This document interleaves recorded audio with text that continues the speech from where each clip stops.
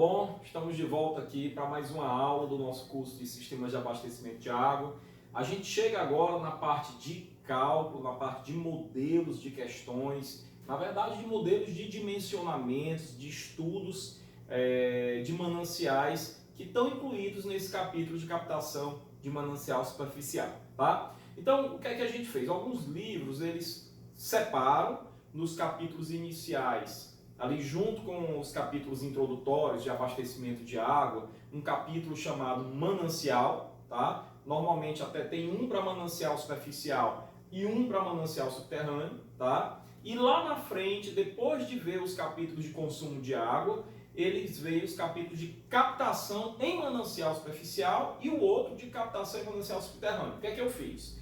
Eu peguei tanto as questões que fazem estudos de mananciais, quanto as questões que fazem dimensionamentos de captação e coloquei um capítulo de captação de águas superficiais, sendo que a parte 3, a parte 1 e a parte 2 a gente já viu.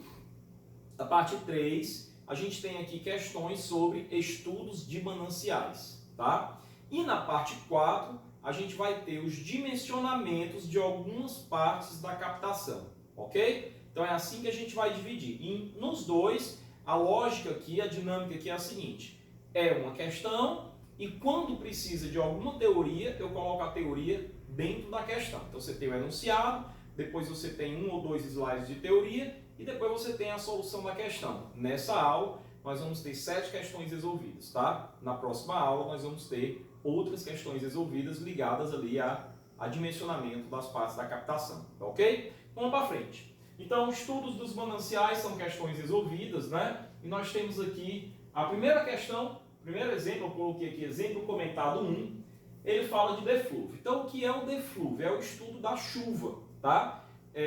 Que vai incorrer no manancial. E é o estudo da vazão que esse manancial superficial vai ter. Então, vamos entender o que é deflúvio direitinho, porque aqui eu explico o que é. Vamos lá.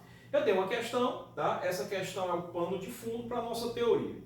Considere que a seção fluvial, que drena uma bacia hidrográfica de área igual a 100 km², apresenta uma vazão média anual de 1,5 m3 por segundo. Calcule o deflúvio anual. Então vamos lá.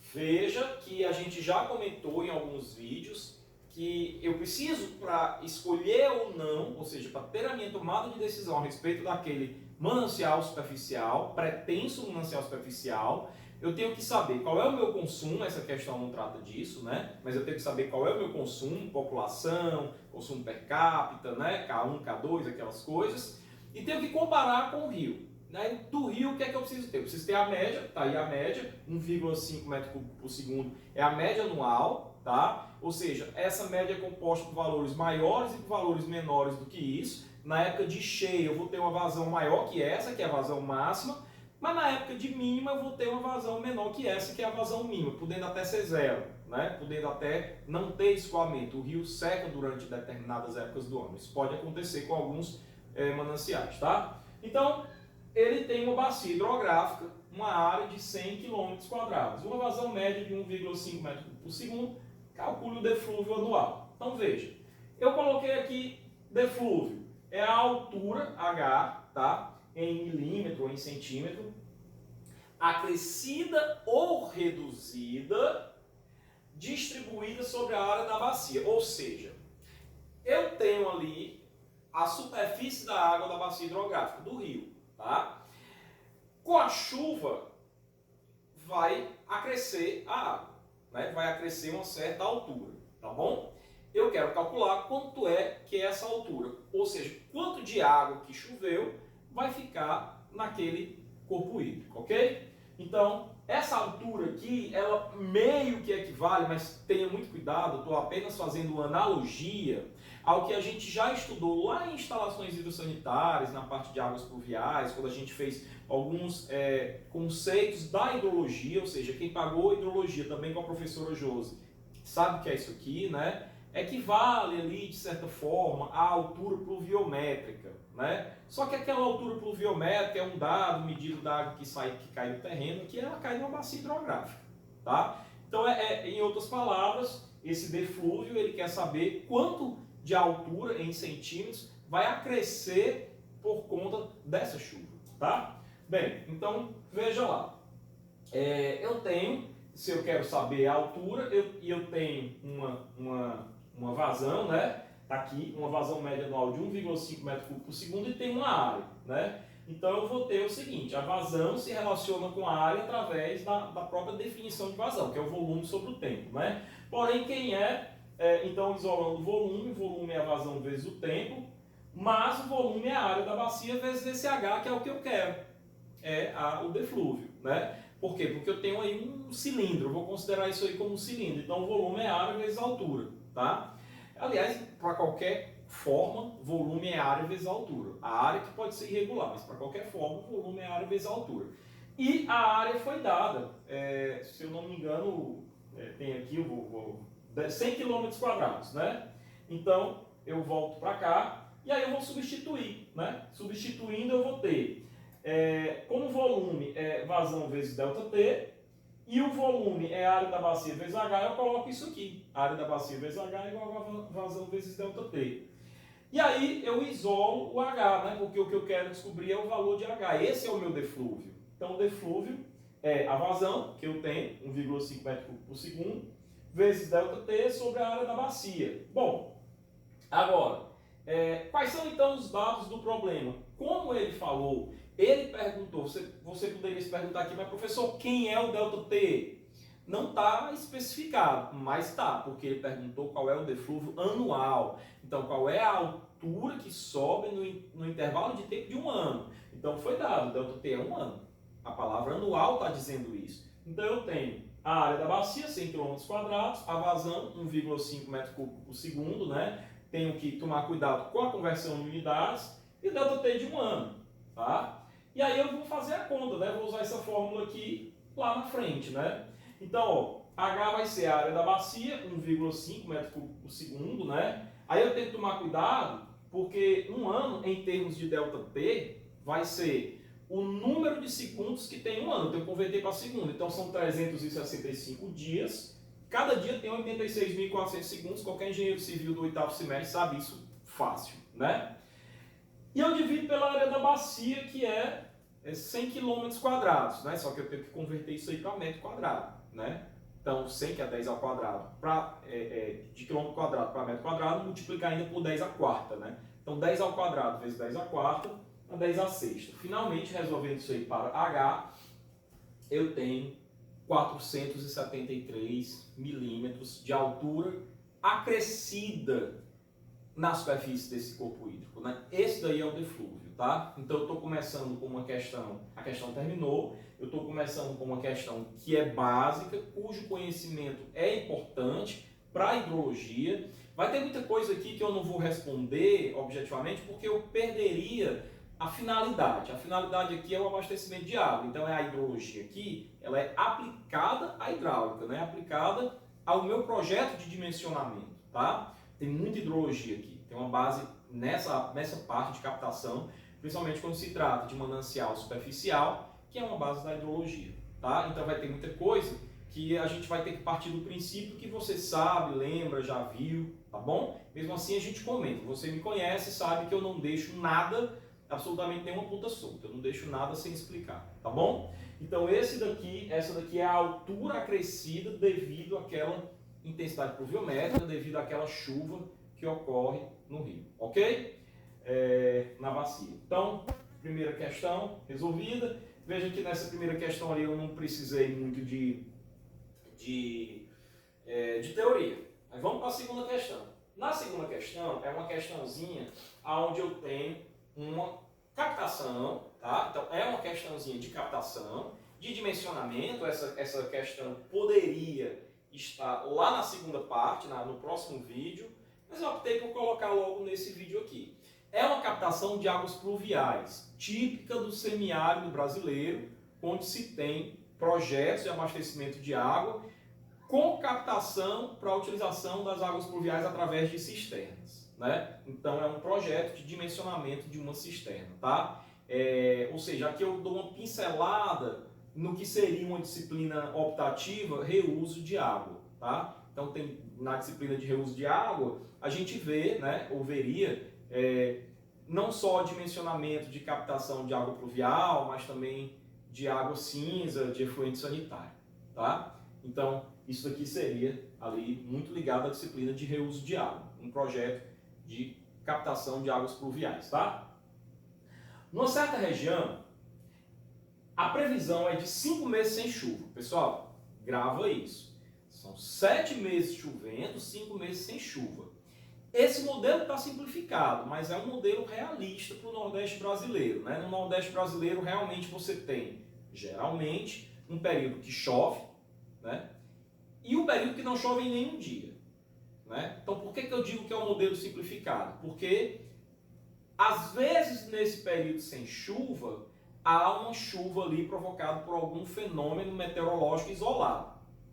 Nós temos, por exemplo, nessa época de outubro, uma chuva atemporal, uma chuva fora de época, que a gente chama até de chuva do caju. Tá? Recentemente, essa semana, agora em outubro, choveu alguns dias no Nordeste brasileiro. Isso não é comum, tá? Não é a época de chuva, não é a nossa quadra invernosa, os nossos 4 meses ali de chuva. Para quem não é do Nordeste, que está assistindo isso aí, no Nordeste o inverno não é frio, ele é chuvoso. Tá?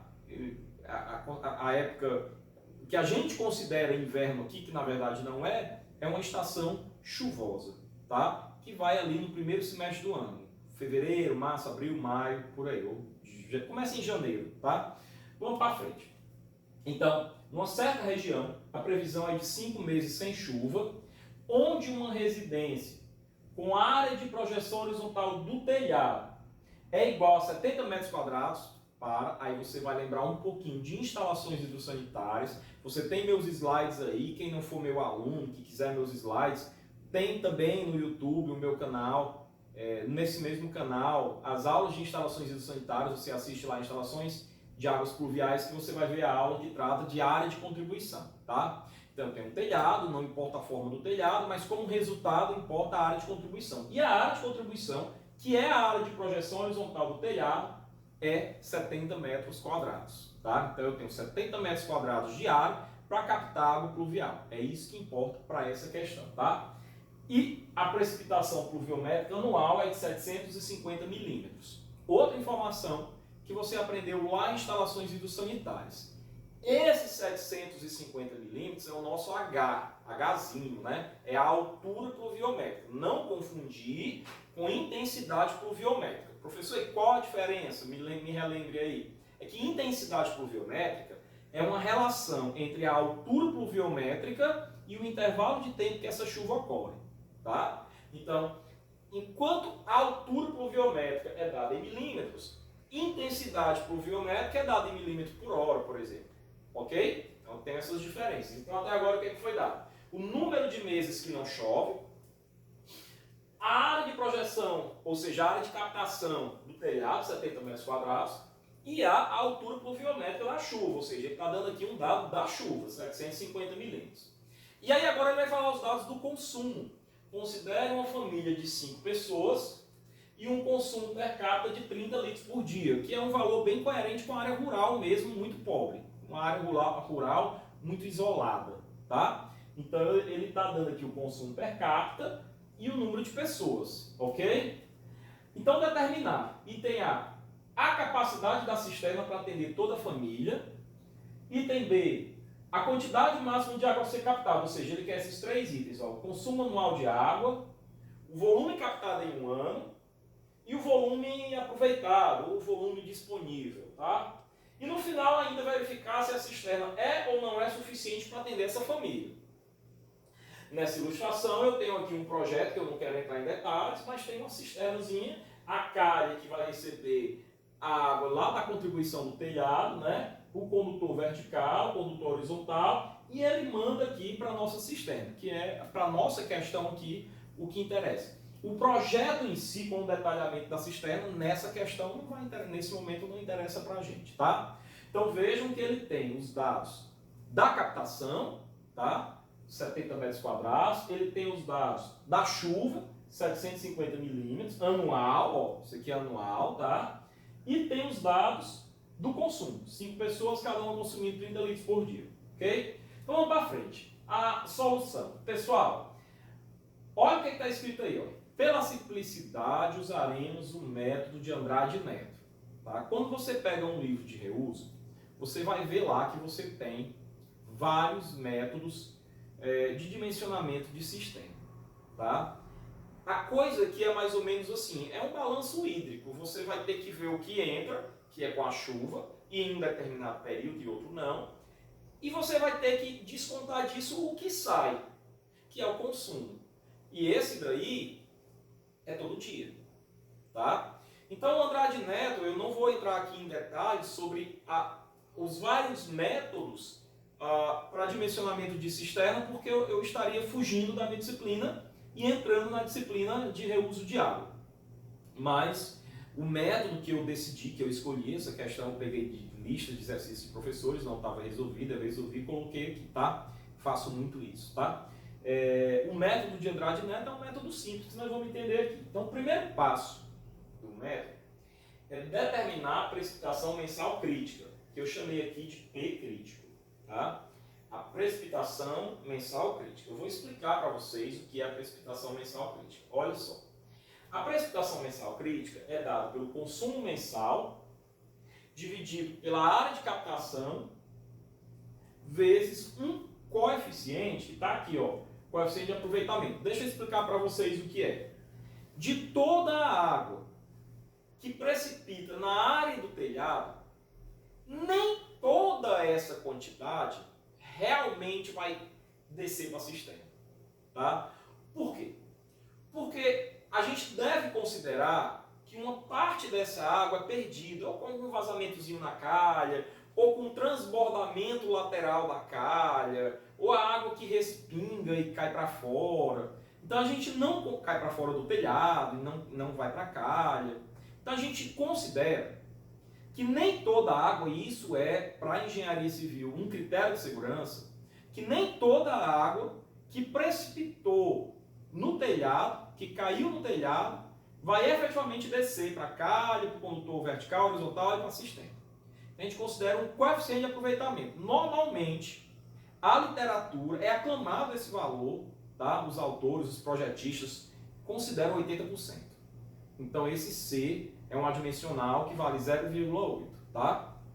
Portanto, o que é a precipitação crítica? É o mínimo que eu preciso que chova para atender o meu consumo. Tá claro? É o mínimo de água que eu preciso que chova para atender o meu consumo. Com aquela área de contribuição que eu tenho. Óbvio que se eu tiver uma área de contribuição bem maior, nem precisa chover tanto. Pode ser uma intensidade pluviométrica bem menor. Porque eu tenho uma área de coleta de água maior, entendem? Então a precipitação crítica, ela fala não só do meu consumo, quanto maior for o meu consumo, maior é essa precipitação crítica, pode ver que ele está no numerador, é diretamente proporcional, mas ela também é inversamente proporcional à área de contribuição, ou seja, quanto maior for a minha área de contribuição, o meu telhado, eu nem preciso, eu nem fico tão dependente de uma chuva tão intensa.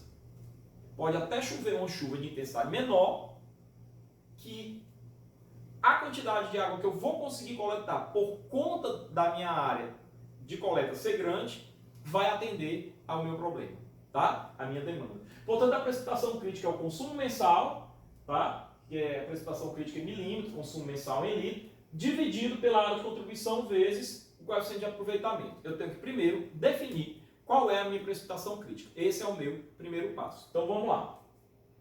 Então veja, meu consumo mensal é o quê? São 5 habitantes, cada um consumindo 30 litros por dia. Então 5 habitantes vezes 30 litros por habitante dia, né? Habitante vai embora, dia vai embora, vezes 30 dias, porque isso é por dia, né? Num mês eu tenho 30 dias, né? Então, vezes 30 dias, porque é o consumo mensal, hein? Cuidado, por isso que eu multipliquei por 30 dias. Um mês tem 30 dias. Dividido pela área de contribuição, 70 metros quadrados. Essa área já é a área de projeção horizontal, né? Já foi estudado isso lá de instalações. Multiplicado pelo coeficiente de aproveitamento, que é 0,8, que equivale a 80%. Assim, fazendo essa conta, eu encontro o valor de precipitação crítica de aproximadamente 80 milímetros, 80,4 milímetros, ok? Então, significa que nos meses que eu tenho uma precipitação, uma chuva, maiores do que 80 milímetros, vai sobrar água, tá? E eu vou ter reserva de água na minha cisterna. Nos meses em que eu tenho uma chuva, uma precipitação inferior a 80 milímetros, inferior à precipitação crítica, eu vou estar consumindo a água que eu tenho de dentro da cisterna. Esse é o meu problema, tá? Então vamos entender. Precipitação crítica foi, vamos agora para o cálculo do volume da cisterna, tá? Então o volume da cisterna é dado por essa fórmula aqui, ó. O volume da cisterna é dado por essa fórmula. Presta atenção. O que é ND? ND é o número de meses em déficit. É o número de meses. O meu problema, a minha época crítica é esse período. O número de meses em que a minha precipitação real, em que a chuva é menor do que aquele valor teórico que é a precipitação crítica. No meu caso da questão, são 5 meses sem chuva. A minha precipitação durante esses 5 meses não só é menor do que 80 milímetros, como é igual a zero, porque é sem chuva. Ok? Ressalte isso. Nesta questão, a minha precipitação durante 5 meses é zero. Tá? Então, ND é o número de meses, portanto é um número apenas, não tem unidade, em que a precipitação é menor do que a crítica. Ok? Vezes o consumo mensal. Por quê? Porque eu preciso acumular para esses 5 meses. A minha reserva tem que ser para o período que não chove e não para o período que chove. A minha reserva tem que ser para o período que não chove. Então, o período que não chove é o número de meses, é o intervalo de tempo, ND, vezes o meu consumo. Eu tenho que reservar para o meu consumo, tá? Só que eu tenho que subtrair o quê? Olha o que é PD, a precipitação total dos meses em déficit. Olha só. Nesses meses em déficit, ou seja, dentro desses 5 meses, se chover, por exemplo, 20 milímetros, ou seja, se chove uma intensidade menor do que 80, mas chove, vai ter que ser menor do que 80, entra nesse PD aqui. Então, é a precipitação total dos meses em déficit, tá? Que nessa questão, pessoal, é zero, porque são 5 meses sem chuva.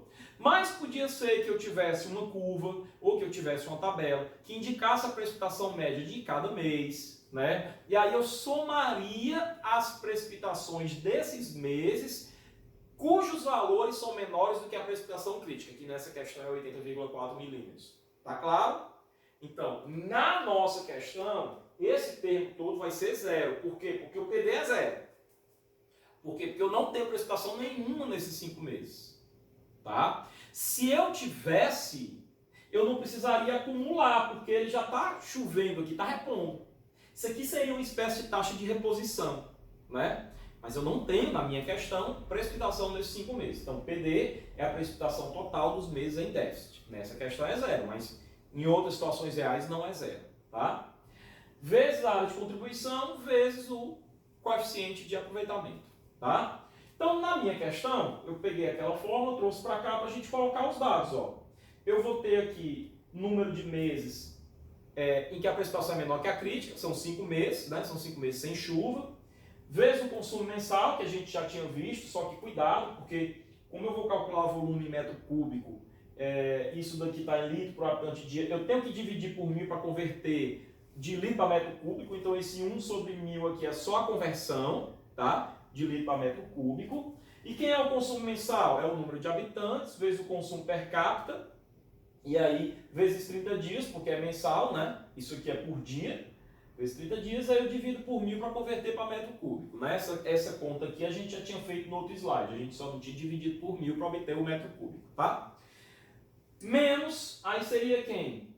O PD, a precipitação dos meses em déficit é zero, não chove, então esse tempo todo vai ser zero, mas vezes a área de contribuição, que é 70, vezes 0,8, que é o coeficiente de aproveitamento.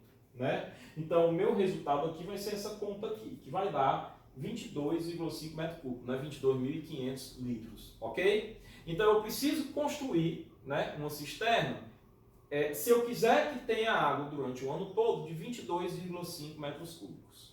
Tá? Bom, vamos para frente. Veja que o volume da cisterna, pessoal, ele está em função de quem? Do meu consumo. Né? Do meu consumo e do número de meses que eu não tenho chuva. Eu tenho que dimensionar em função disso. Só que eu vou ter que verificar, como a questão pede, no final, se essa cisterna, com a chuva real que eu tenho, se essa cisterna é suficiente, né? Agora, professor, se não for, constrói uma maior, mas não vai chover. Se não for suficiente, eu posso até construir uma maior, mas não vai chover, né? Então eu tenho que... A minha necessidade é essa. Então esse número aqui, o volume da cisterna, ele fala da minha necessidade. A minha necessidade é guardar 22,5 metros cúbicos de água para utilizar nesses 5 meses, né? Agora, eu vou ter que ver do outro lado se Papai do Céu, se São Pedro, né, da chuva, se São Pedro vai me dar essa demanda aí. Se São Pedro, isso aqui é a minha necessidade, né? É a minha demanda. Se São Pedro vai me dar essa oferta, né? Oferta e demanda. Isso aqui fala de demanda, de necessidade. Aí eu vou ter que olhar se São Pedro vai me dar essa oferta. Porque pode ser que São Pedro só me dê uma oferta de 10. Né? Vai faltar quanto? Vai faltar 12,5. Tá? Então a verificação é isso, é comparar a oferta com a necessidade. Então vamos para frente. E aí na questão ele perguntou respostas e conclusões. E tem ok. No item B, o consumo anual de água. Ora, o que é o consumo anual de água? É o meu consumo que é regular, né? Pô, eu tenho um consumo mensal, é só multiplicar esse consumo mensal por 12. Então, o meu consumo anual de água é 12 vezes 4.500 litros, né? Então, o meu consumo anual de água é 54.000 litros, tá? Ou seja, 54 metros cúbicos, tá bom? Embora a minha cisterna necessite ter 22,5 metros cúbicos, tá? Eu tô achando estranho isso aqui, mas estou no meio da gravação. Qualquer coisa, se tiver algum erro aqui, a gente comenta lá no nosso encontro virtual, tá? Mas eu já entrego o slide todo certinho para vocês. No item B2, ele pede o volume de água captada em um ano, ou seja, quanto que o meu telhado conseguiu captar, né? E aí eu tenho o seguinte, ó, tá em função da minha capacidade de captação e tá em função do que vai chover, né? Então vai chover uma intensidade de 0,75, né, anual, não é 750 milímetros anuais, então 750 milímetros são 0,75 metros. Então a minha intensidade pluviométrica é 0,75 metros, né, vezes a altura, pode ver que intensidade é a altura vezes a área dá volume, né, então esses dois números aqui multiplicados já dão volume, mas eu ainda multiplico pelo meu coeficiente de aproveitamento, que é 0,8, né. Então a minha área de contribuição é 70, multiplico isso aí por 0,8, vou encontrar ali um volume captado anualmente, VA é volume captado anualmente, de 42 metros cúbicos. Tá? Vejam que eu preciso de 54, isso aqui é o meu consumo, mas eu só consigo captar 42. A minha capacidade de captação é 42. Bom, e aí... No item B3, a questão coloca assim, qual o volume aproveitado, disponível. Eu não entendi muito bem o que ele quis dizer, mas eu coloquei um IN aqui, ó, um IN disponível. Por quê? Porque olha só, o volume disponível ou indisponível seria o volume captado em um ano, que é o VA, menos o consumo. Ou seja, se eu capto 100 e consumo 60, ainda fica disponível 40, né? Então, isso daí seria o volume disponível. Só que aqui, se você prestar atenção, é menos 12. Por quê? Porque eu capto 42, mas eu preciso consumir 54. Né? Então, o que eu capto menos o que eu consumo dá um valor negativo. Então, é um volume indisponível. Está faltando água. Esse número negativo está indicando que vai faltar água. Não importa o tamanho do reservatório que eu vá colocar. Não importa. Eu posso colocar um reservatório do tamanho de uma piscina olímpica, mas não vai chover para encher aquela piscina ao longo desse ano, né? Então, o tamanho do reservatório, da captação, né, da cisterna, ele está em função da minha necessidade. Número de meses sem chuva multiplicado pelo meu consumo mensal naqueles meses ali, né? Agora, o que vai sobrar, isso aqui é a conta que diz o seguinte, olha, chove mais do que a minha necessidade, ok? Então significa o quê? Que não vai faltar água na minha casa. Ou chove menos do que a minha necessidade. Significa o quê? Que vai faltar água na minha casa. Então eu vou ter que buscar o complemento com outras fontes. Talvez aí um poço profundo, tá? Ou água de carro-pipa, alguma coisa assim, tá? Bom, então eu tenho ali o volume disponível, menos 12. Aí, número de meses sem água. Aí aqui eu fiz uma regra de 3, né, pessoal? Eu fiz o seguinte, ó. Em um mês, o meu consumo é 4,5 metros cúbicos. Está lá nos slides anteriores. Em um mês é 4,5 metros cúbicos. Esse 12, que é o que está faltando, vai equivaler ao tempo que eu vou ficar sem água. Então, esses 12 equivale a T, tá? Então, um mês dá 4,5, mas está faltando 12 metros cúbicos de água. Então, esses 12 equivalem a 2,7 meses. Mais do que 2 meses e meio, cerca de 50 dias aí. Não, 60, cerca de 80 dias, mais ou menos, tá? Então, aproximadamente, eu arredondei para cima ainda, para critério de segurança, de 3 meses. Tá? Ou seja, eu devo buscar água para atender a demanda necessária em 3 meses. Tá? Bom, então tá aí a questão resolvida, né? Essa foi a questão 2. Passemos aqui para o exercício comentado 3, ok? Bom, essa questão 3, a gente já tinha explicado para vocês que existem 2 tipos de barragem, né? Tem a barragem propriamente dita, que é a barragem de regularização, tá? É uma barragem de grande porte, de grandes dimensões. Ela é construída em que ocasião? Naquela situação em que a vazão mínima é inferior à minha demanda em alguns meses do ano, porém, quando eu vejo a média é superior. Aí eu faço o quê? Construo uma barragem para que eu possa reservar a água dos meses em que a vazão é maior do que a minha demanda, para utilizar nos meses em que a vazão do rio for menor do que a minha demanda. A gente já viu isso. Isso aí é a barragem propriamente dita, é a barragem de regularização. E existe outra barragem, que é a barragem de nível, que é essa, que é de pequeno porte e que não tem a finalidade de aumentar a vazão. Aqui eu não tenho problema com vazão.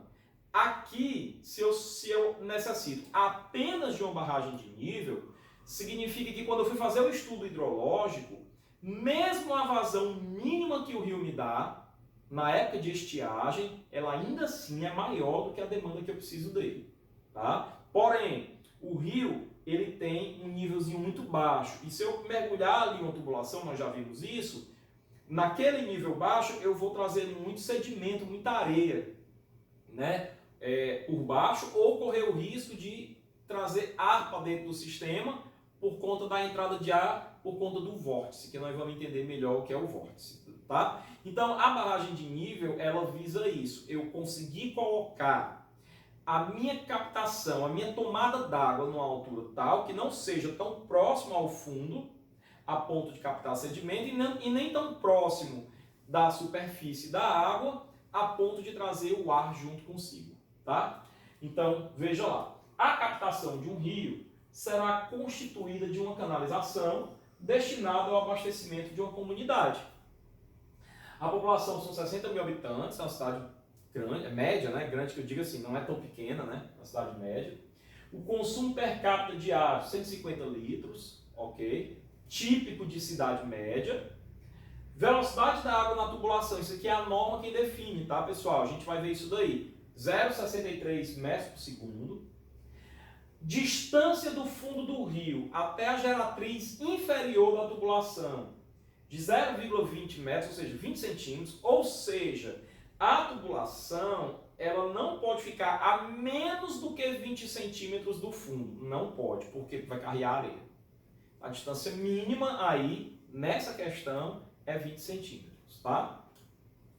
Considerar o dia do ano de maior consumo. Por quê? Porque nos dimensionamentos, né, até chegar no reservatório, eu considero o K1. Depois do reservatório, a jusante do reservatório, ou seja, na rede, eu considero tanto o K1, o coeficiente do dia de maior consumo, quanto o K2, o coeficiente da hora de maior consumo. Mas aqui, nas partes da captação, da adução, tudo, eu só considero o coeficiente do dia de maior consumo K1. A cota do nível mínimo da água do rio, sem qualquer barramento, tá? É 734, ou seja, na época de estiagem, o rio tem uma cota muito pequenininha, 734. E a cota do fundo, 733,5, ou seja, esse rio tem 50 centímetros de altura apenas.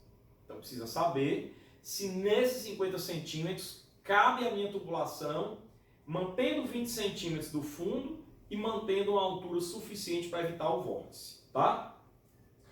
E ainda tem um detalhe, a espessura do tubo é 5 centímetros. O tubo tem espessura. Olha, pessoal, não confunda a espessura do tubo, que nós já estudamos lá no capítulo 3 de materiais, com o diâmetro dele. Tá? Nós vamos ver aqui, eu vou desenhar aqui rapidamente para você, que o tubo tem uma espessura, né? E que se eu for considerar o diâmetro, está aqui o centro, né? Se eu for considerar o diâmetro externo,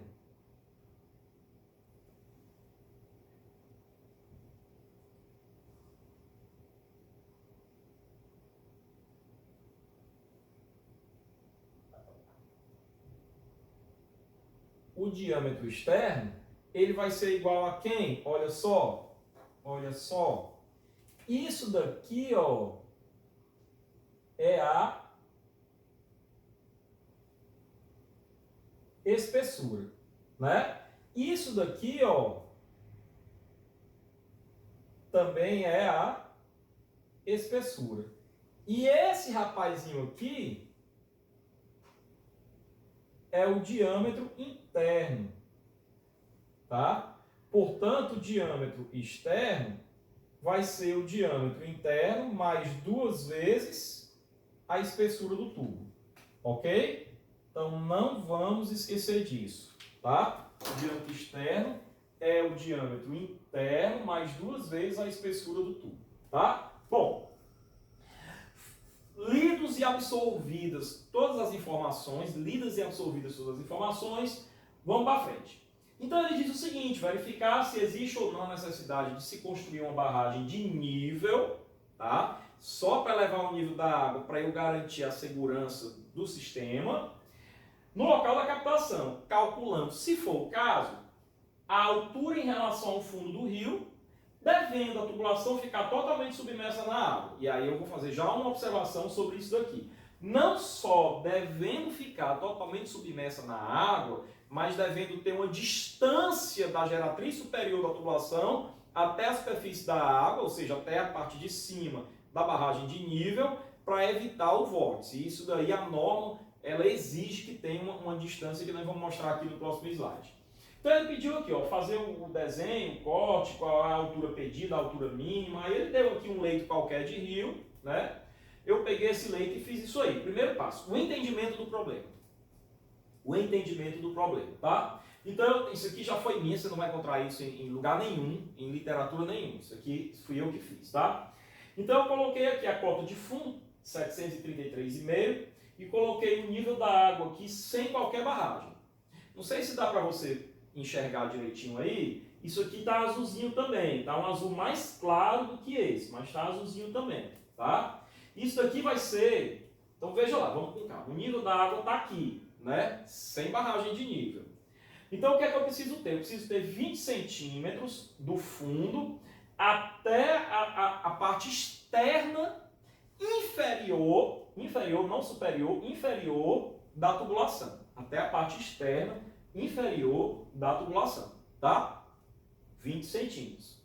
Mas essa altura D mais 2E, ó aqui, diâmetro interno, aqui é esse D aqui é o diâmetro interno, mais 2E, que é esse daqui, que vai dar o diâmetro externo aqui, mais essa altura mínima que a norma exige. A norma exige que seja 3 vezes o diâmetro externo. No mínimo, 3 vezes o diâmetro externo. Professor, qual a finalidade dessa altura de segurança? Evitar o vórtice. O que é o vórtice, a grosso modo? Na hora que eu subo, se esse nível estiver muito baixo, pode acontecer isso daqui, ó. Eu tenho aqui a sucção, o nível da água está aqui muito baixo, e na hora que eu subo, na hora que está sugando para cá, pode acontecer isso daqui, ó. Tá? Se isso acontecer, pessoal, o que é que vai estar entrando aqui na tubulação, ó? Bem aqui assim, ó. O que é que vai estar entrando? Vai estar entrando ar, tá? Que é tudo que eu não quero que aconteça. Isso daí é o que a gente chama de vórtice, tá? Eu não quero que aconteça esse vórtice. Então a norma prevê isso e ela prevê uma altura mínima de segurança aqui para evitar a formação do vórtice, tá? Então essa altura mínima é 3 vezes o diâmetro externo. O diâmetro externo é quem? É o interno mais 2E. Então, eu vou ter aqui 3 vezes o externo mais o externo. Então, eu vou ter 4 diâmetro externo mais 20 centímetros. E aí eu coloquei o seguinte, ó, então aqui isso vai implicar no nível da água necessário, que em outras palavras vai ser a altura mínima da barragem, tá? Nível da água necessário, que em outras palavras vai ser a resposta que ele quer. Ele quer saber isso aqui, a altura mínima da barragem, tá? Bom, então, veja, tá aqui posto o meu problema, né? Eu chamei aqui de elevação, quanto que eu vou ter que elevar o nível, né? De 734 para esse nível, porém a altura do muro é contada a partir daqui, né? A altura do muro vai ser quem? Vai ser da cota de fundo até esse nível aqui, ok? Bem, na verdade eu acho que eu respondi a elevação e não respondi a altura do muro, mas eu vou acrescentar isso daí, tá? Então, veja, então o que é que eu vou ter? Ó? Eu vou ter assim, esse K, nível da água necessário, menos a cota de fundo, né? CF é cota de fundo. Esse cara, né, isso menos isso, vai ser essa altura todinha aqui somada, tá? Ok? Então, essa altura aqui, em outras palavras, é a altura do muro, tá? Da barragem de nível, né? É a altura da barragem de nível. É o Hzinho mínimo, que é 3 vezes o D mais 2E, mais o diâmetro externo aqui, que é o D mais 2E, mais esses 20 centímetros. Então, o meu problema é quem nessa questão? Eu tenho que calcular esse cara. A cota de fundo eu tenho, a espessura eu tenho, mas eu não tenho diâmetro. Eu não tenho diâmetro. Então, o meu problema passa a ser usar essa equação, ok, beleza, essa equação eu vou usar lá no final, mas para isso eu preciso primeiro achar o diâmetro interno, que ele não deu. Mas, para achar o diâmetro interno, eu vou calcular a vazão Q pelo consumo. Você vai entender agora. Então, veja lá, ó, cálculo da vazão. PQ, K1 por 86.400.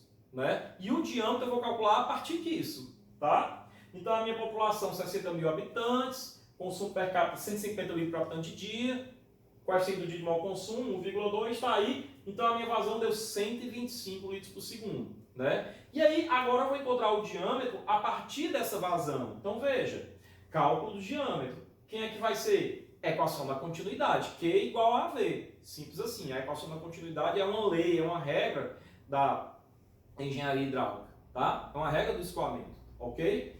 Então, Q igual a AV. Quem é A? πd2 sobre 4. Então, Q igual a πd2 sobre 4 vezes V. Né? A minha única incógnita aqui é o diâmetro, que a velocidade ele deu, 0,63. Então, eu vou ter aqui, isolei o diâmetro, né? Isolando o diâmetro, eu encontro essa fórmula, raiz de 4Q sobre πV, que vai dar raiz de 4 vezes a vazão, né?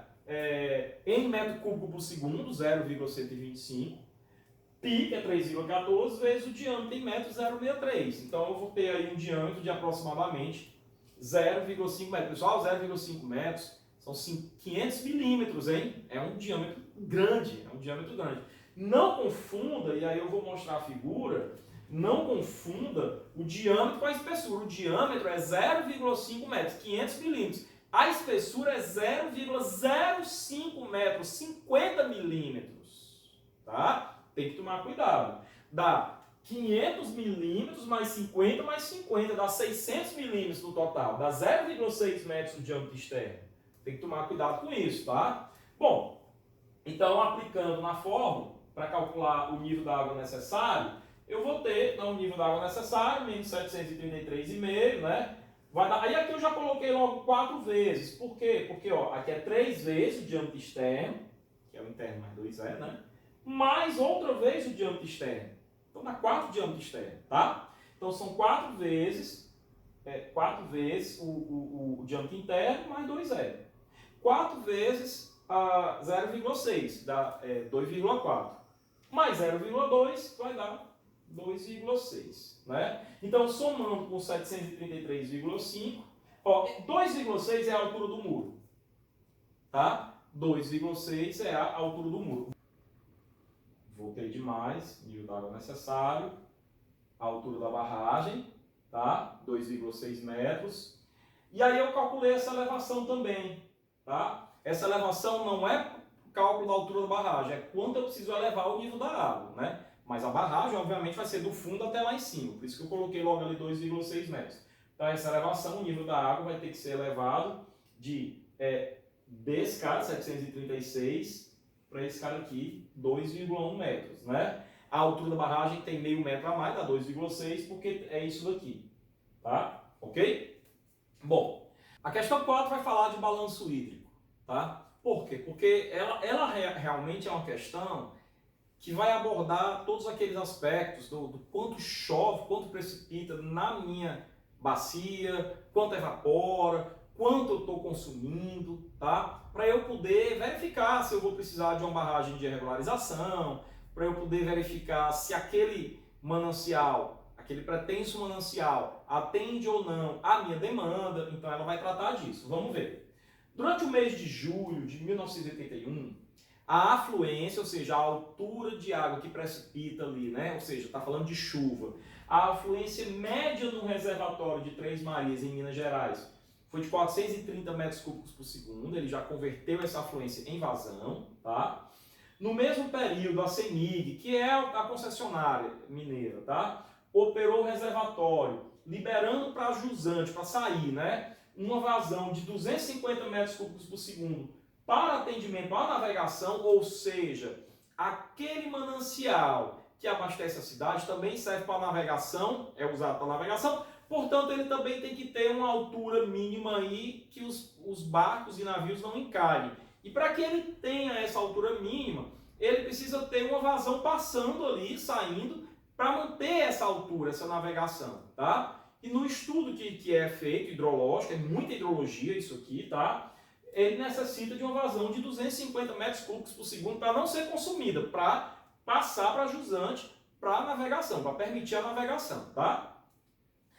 Sendo que a geração de energia elétrica consumiu ainda uma vazão adicional de 500 metros cúbicos por segundo. Ou seja, ele precisa de mais uma determinada vazão para passar pelas turbinas de alguma usina hidrelétrica que tenha naquela região, tá? Que é a de Três Marias, né? Que é de 500 metros cúbicos por segundo. Então ele já está precisando de 500, que não vai ser consumido. 500 vai ser utilizado para passar pela hidrelétrica. Tá ok? Para geração de energia elétrica. E 250 para navegação. Também não é para consumo. A precipitação a precipitação mensal na região foi de apenas 5 milímetros, tá? Ou seja, choveu uma altura pluviométrica de 5 milímetros mensalmente, enquanto o total mensal de evaporação na superfície do reservatório foi de 110 milímetros. Olha só aí, tá? A evaporação muito grande. Sabendo que no início do mês o nível d'água do reservatório era 567,03 metros, calcular o nível da água no fim do mês, ou seja, fazer aí a caderneta, né, o balanço, o que entra, o que sai, né? Dada a relação cota área volume a seguir, vai ser dado um gráfico aqui, pode ser gráfico ou tabela, que relaciona a cota do nível d'água com a área da superfície para aquele nível d'água, com o volume de água que eu tenho, né? Por quê? Porque os reservatórios de água naturais não são piscinas retangulares, né? Não são paralelepípedos, têm formatos irregulares. Então, eu tenho que ter uma tabela que relacione a cota do nível d'água que eu tenho e aquela cota, qual é a superfície da água que eu tenho. Lógico que, como os mananciais vão abrindo, né? Quanto maior a cota, maior a superfície, né? E maior o volume. Então, existe uma relação chamada relação cota-área-volume, tá? É uma curva ou uma tabela onde você relaciona a cota com a área com o volume, tá? Que vai ser dado. Despreze as perdas por infiltração, tá? Vamos considerar que o terreno é bem impermeável, mas a infiltração poderia e deveria estar contada aqui também, ela apenas está sendo dispensada por simplificação do modelo, por simplificação da questão, ok? E calcule a precipitação efetiva, ou seja, precipitação e evaporação sobre o reservatório, com base no nível da água de 567. Fazer a interpolação para obter os valores intermediários da tabela cota área volume. Então vamos para frente. Olha só. Essa daqui é a relação cota área volume. É uma tabela, tá? Para o reservatório de Três Marias. Então ele diz o seguinte: para a cota de 565, que é a menor, né? vai crescendo para baixo, o volume de água em 10 a 9 metro cúbico, que é 12,7. E a área do reservatório, 912. Aumentou a cota em meio metro, o volume já é esse, 13,12, e a área do reservatório aumentou para 933 km², tá? É um reservatório grande. E por aí vai. Então, esses são os dados da curva cota área volume, né? Da relação cota área volume do reservatório de Três Marias, tá? Bom, então eu coloquei aqui primeiro uma teoria. Como é que a gente faz esse tipo de cálculo? O princípio, é um balanço hídrico, né? É saber o que entra e o que sai.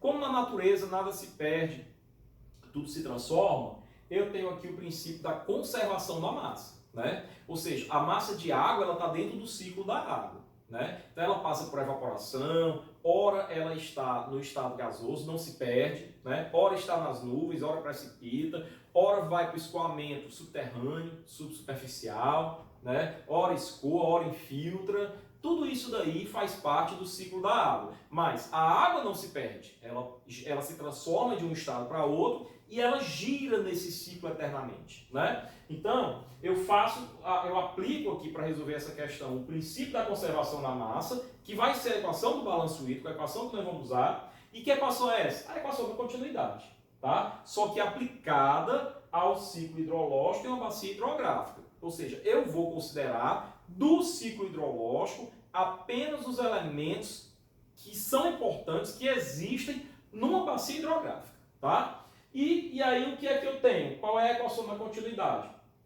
Q igual a AV, ou ΔV sobre T, é QE menos QS. O que é QE? É a vazão de entrada, é tudo que entra, e QS é tudo que sai, tá? Tudo, todas as formas como a água entra, vão se somar para formar o QE. E todas as formas como a água sai dessa bacia, desse lugar fechado, né, vão se somar para formar o QS, tá? Agora, e aí eu coloquei uma imagem aqui circulando, também é um slide que eu criei, onde eu tenho as várias formas do ciclo da água que você também estuda lá em hidrologia, né? Então eu tenho aqui a precipitação, tem a formação das nuvens, precipita, né? Tanto na forma de chuva, como granizo ou neve, são vários os tipos de precipitação.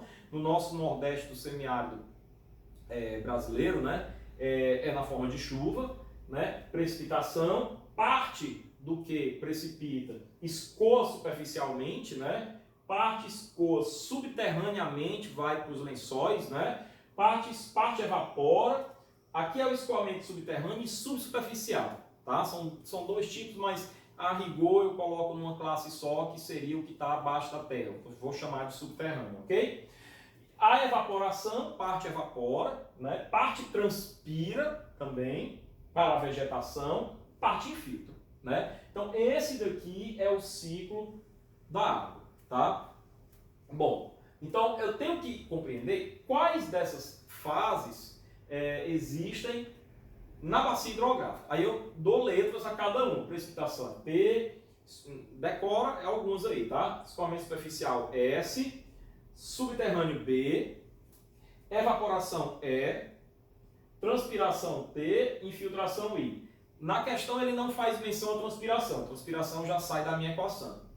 Ele diz para desconsiderar a infiltração. Já sai da minha questão. O que é que fica? Fica precipitação, escoamento superficial e evaporação. É o que vai ficar. O escoamento subterrâneo também sai da minha questão, tá? Então, vamos ver aqui como é que eu vou ter aí o meu balanço hídrico. Então, eu vou ter o seguinte, ó. Quem é o meu ΔV? Né? Qual é a variação de volume que eu tenho ao longo do tempo? Eu tinha no começo um volume inicial. Tá aqui, ó. Volume inicial. Né? Aí, esquece esse VF aqui por enquanto, né? Aí entra a precipitação e sai todo o resto, ó, né? Sai o escoamento superficial, sai o subsuperficial, sai a evaporação, a transpiração e a infiltração. Então todo o resto aqui é subtraindo, né? O que entra de água é a precipitação. E no final vai sobrar quem? O V final, né? Então seria igual ao V final. Aí o V final passa para cá, por isso que está o V final negativo aqui, tá? Então seria assim, o V inicial, né? Menos, aí tudo é o que entra, né? Precipitação, subtraído de todas as evaporação, escoamento superficial, escoamento subsuperficial, transpiração, evaporação e infiltração, né? E aí seria igual ao VF, né? O que sobra, no final eu tenho VF, eu passo o VF para cá e fica negativo. Por que eu estou multiplicando aqui por menos 1? Porque eu quero obter VF menos VI. Eu queria inverter esses sinais aqui, tá? Para usar lá na equação da continuidade do slide anterior. Porque lá é VF menos VI, né? Então, VF menos VI menos essa galera aqui, igual a zero. Ok? Para alguns parâmetros, as unidades são alturas equivalentes, dada em milímetro. Então, por exemplo, a precipitação. A precipitação não é dada em volume, é dada em milímetros, como na outra questão que nós fizemos. A precipitação era 750 milímetros anuais. Né? Então, ela é dada em altura. Aí eu preciso converter isso daí. Como? Multiplicando pela área da bacia. Então, muito cuidado. Tá? Então, para alguns parâmetros, as unidades são alturas equivalentes, ou seja, em milímetros. São deflúvios, tá? Como a gente já definiu. Alturas equivalentes de água distribuída uniformemente na bacia, ou seja, para eu achar o volume, eu pego aquela altura e multiplico pela área. O escoamento superficial é expresso dessa forma, por exemplo, é um deflúvio. Tá? Vamos para frente. Então, o que é que eu vou ter? Eu vou ter o seguinte, ó, VF menos VI, menos essa galera, essa equação todinha, né? Que isso daqui seria quem? Seria o ΔV, tá? É igual a QE menos QS vezes ΔT. Essa é a equação do balanço hídrico que nós vamos usar para a bacia hidrográfica. Pessoal, até para quem não é meu aluno, essa questão ela está comentada no livro do professor Léo Weller. Ela está comentada. Mas está comentada, mas você tem uma dificuldade de compreender como é que ele resolveu, porque ele pula 3, 4, 5 degraus, você fica, pô, mas o que é que aconteceu nesses degraus aqui? Tá? Então dei um trabalhinho para decifrar como que ele colocou lá, mas é isso daqui, tá? Então passando para frente, quais são os dados do problema? Agora eu estou na solução. Vazão de entrada, 430 metros cúbicos por segundo, tá? Deixa eu voltar aqui na questão, porque eu já não lembro o enunciado dela. Como é que ele achou essa vazão de entrada, tá? Tá aqui, ó. A afluência média do reservatório foi de 430 metros por segundo, é o que entra, metro cúbico por segundo é o que entra, né? Aí ele diz aqui que 250 mais 500 é o que vai precisar na saída, né? Vai precisar que saia da bacia essa vazão aí. Aí ele tem, lembrando, 5 milímetros de precipitação e 110 milímetros de evaporação. E deu a cota do nível da água do reservatório. Ok. A questão agora está bem desenhadazinha para a gente seguir em frente. Então vamos lá. Vazão de entrada, 430 é a afluência, é o que entra na vazão através de outros afluentes do rio, tá? A vazão de saída, 250 para navegação, mais 500 para energia, né? Na hidrelétrica, 750. Eu preciso deixar que saia 750, né? A precipitação está em milímetros, 5 milímetros. A evaporação está em milímetros, 110 milímetros. E o nível da água inicial era 567,03. Considerando o intervalo de tempo aqui de 31 dias, tá? Se eu não me engano, foi falado isso no enunciado. Então, é só jogar isso daqui nos meus dados. Agora, o que é que eu não tenho aqui? Eu não tenho escoamento superficial, tá? Eu não tenho, por quê? Porque eu não estou falando da água que cai na terra, estou falando da água que cai na água, no bacia hidrográfica, no rio, né? Então não tem escoamento superficial, não há que se falar nisso aqui na bacia hidrográfica. Também não tem escoamento subsuperficial. Ele disse na questão que desconsidere a infiltração e não faz menção à transpiração.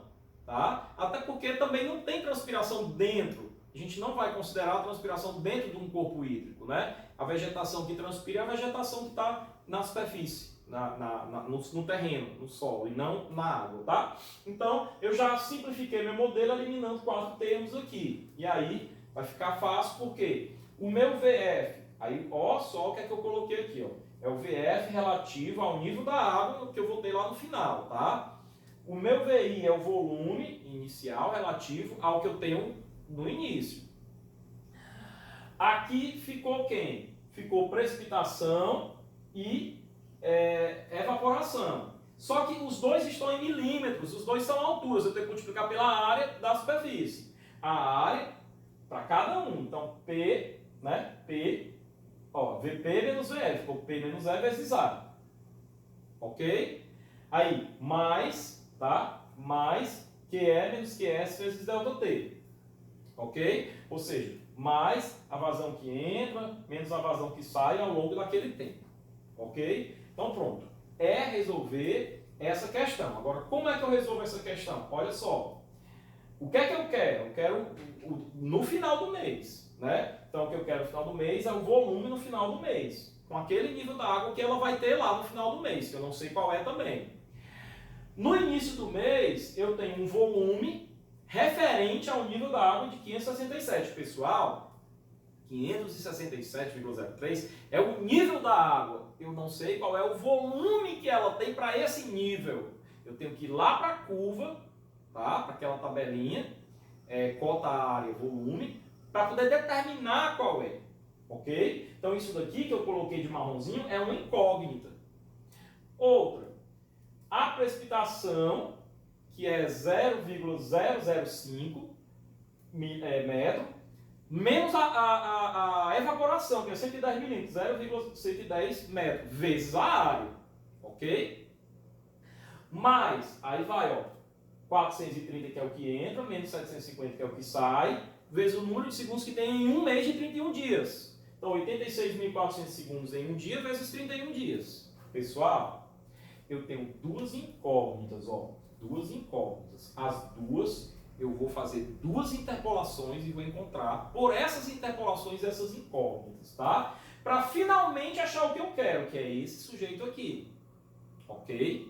Então vamos para frente. Então vamos para as minhas interpolações, ó. O que foi que eu fiz? A tabela original não tinha essa linha vermelha, não tinha essa linha vermelha, mas eu tive que inserir essa linha vermelha, que é a linha do nível da água no início, 567,03, né? E na verdade, observando bem aqui, eu cometi até um erro, porque essa linha 567,03 deveria estar acima dessa, tá? Deveria estar acima dessa. Mas eu acho que não vai influenciar no resultado não, tá? A gente vai olhar. Então vamos ver. Se influenciar, eu vou entregar o slide com isso aqui certinho, tá? 567,03. Não tá certo, tá crescendo para baixo. Tá no canto certo. Tá no canto certo. Não influencia não, perdão. Então o que é que eu vou fazer? A interpolação é o seguinte, é uma regra de 3 composta, né?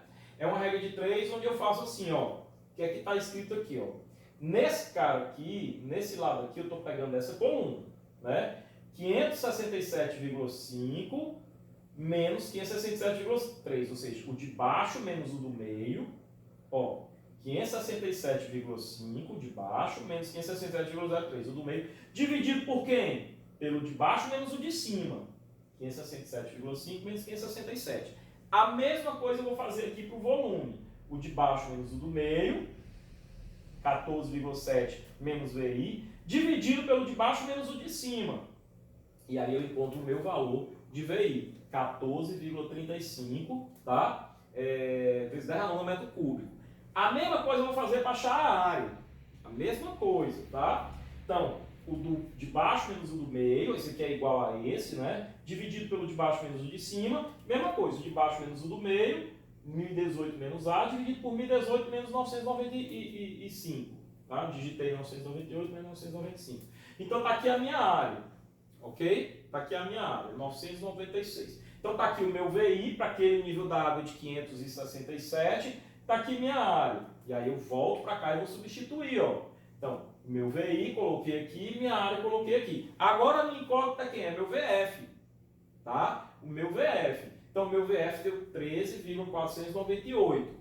Mas isso não é o nível da água, isso é o volume. Aí eu venho de novo para aquela curva cota, área, volume, e a partir do volume eu quero encontrar a cota. Então, eu vou fazer outra interpolação.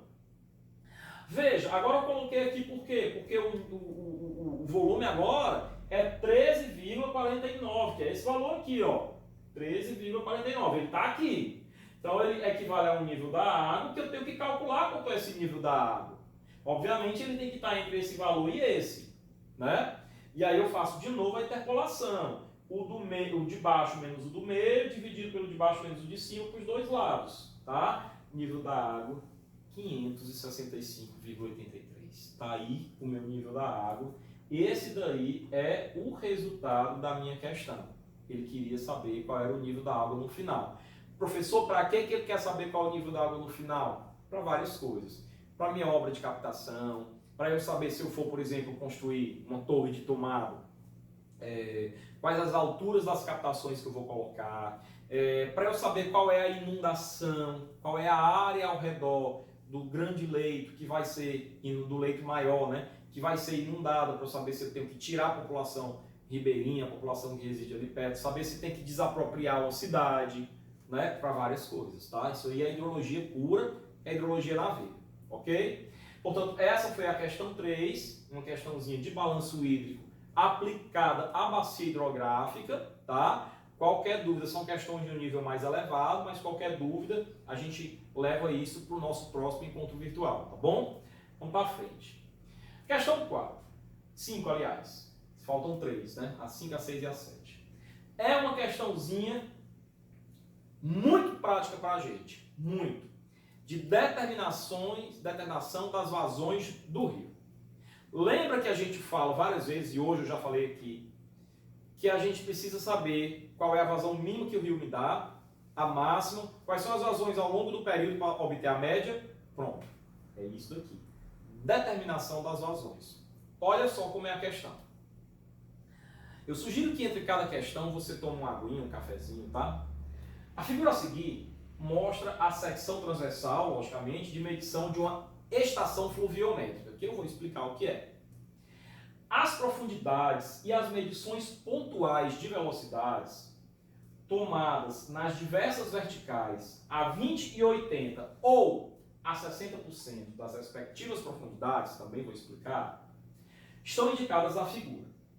Calcular a vazão total, a área molhada, a velocidade e a profundidade média na secção. Essas informações que ele está pedindo vão ser importantes para tudo isso que eu já venho falando, né?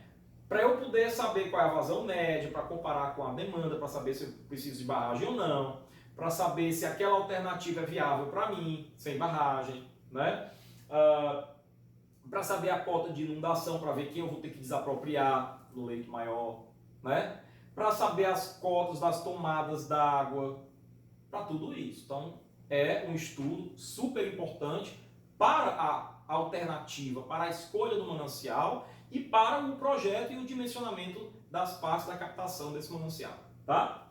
Bom, então eu tenho aqui um perfil, né? Um perfil do rio, onde eu tenho aqui vários pontos, ó. 1, 2, 3, 4, 5, 6, 7, 8. Eu tenho 8 lugares, cada linha vertical dessa é um lugar onde está sendo feita uma medição, tá? E aí eu vou logo antecipar aqui uma coisa para vocês. Quando ele fala aqui 20, 80 ou 60 é o seguinte: lugares onde a profundidade é maior, ele mede em duas cotas diferentes, em duas profundidades. A 20% de altura do fundo e a 80% de altura do fundo. Então pode ver que esses lugares aqui, ó, tem duas medições, a 20% e a 80%, a 20% e a 80%, 20% a 80%, 20% a 80%. Mas em lugares onde a profundidade é menor, ele pega uma única medição a 60%, que é esse caso aqui e esse outro caso aqui. Por isso que ele fala a 20 e 80 ou a 60%. Isso é a metodologia de medição, tá? Então você faz medições da velocidade ao longo da horizontal em vários pontos, distanciados aqui de 1,5 m, 1,5 m, 1,20 m, 1,5 m, 1 m, 2 metros, ok? E ao longo da vertical também em uma ou duas cotas, para você avaliar a velocidade, tá? Em uma ou duas. Se for um lugar muito raso, né, uma cota. Se for um lugar mais profundo, duas cotas, a 20% e a 80%, tá? Então a primeira coisa é saber o que é uma estação fluviométrica, tá? Então olha só, as vazões em cursos d'água são medidas indiretamente em uma estação fluviométrica. Então é um lugar onde eu vou medir a vazão do rio, e isso é uma estação fluviométrica. Medem-se os níveis da água e convertem-se esses níveis através de cota-vazão. Curva, cota, vazão. Cota descarga é o mesmo que cota vazão. Ou curva-chave.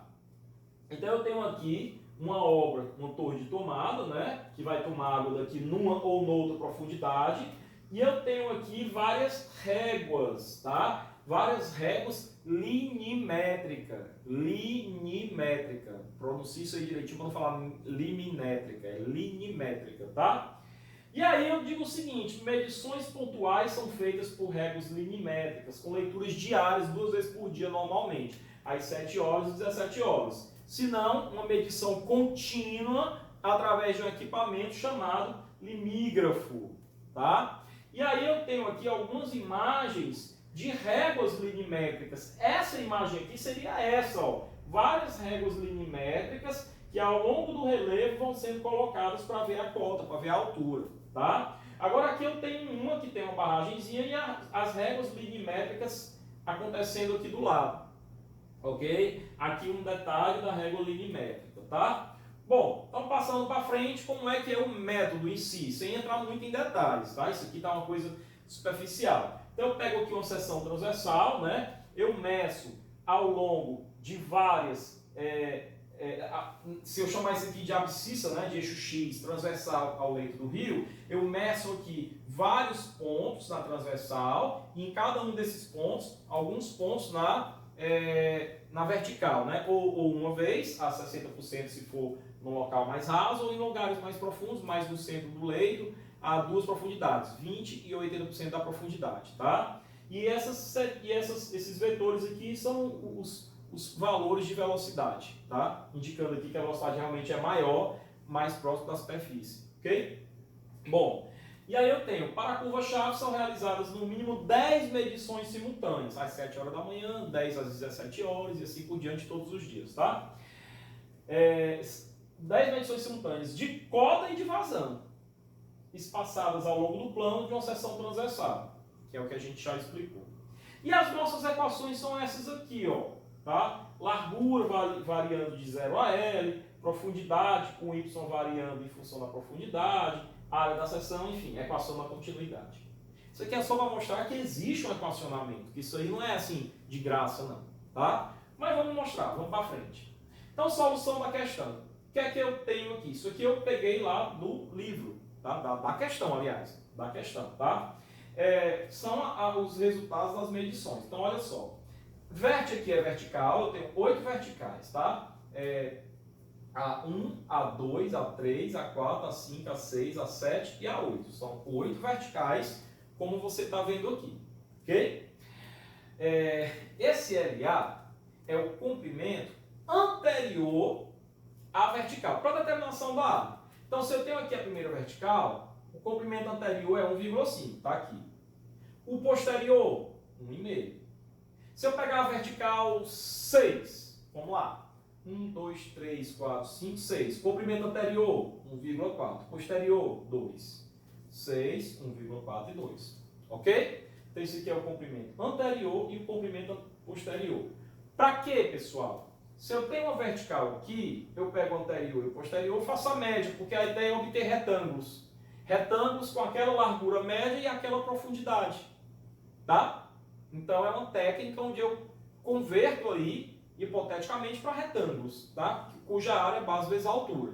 Então, a base seria a largura média, que envolve, que se aproxima à direita ou à esquerda daquela vertical, e a profundidade. A largura para a profundidade da área, ok?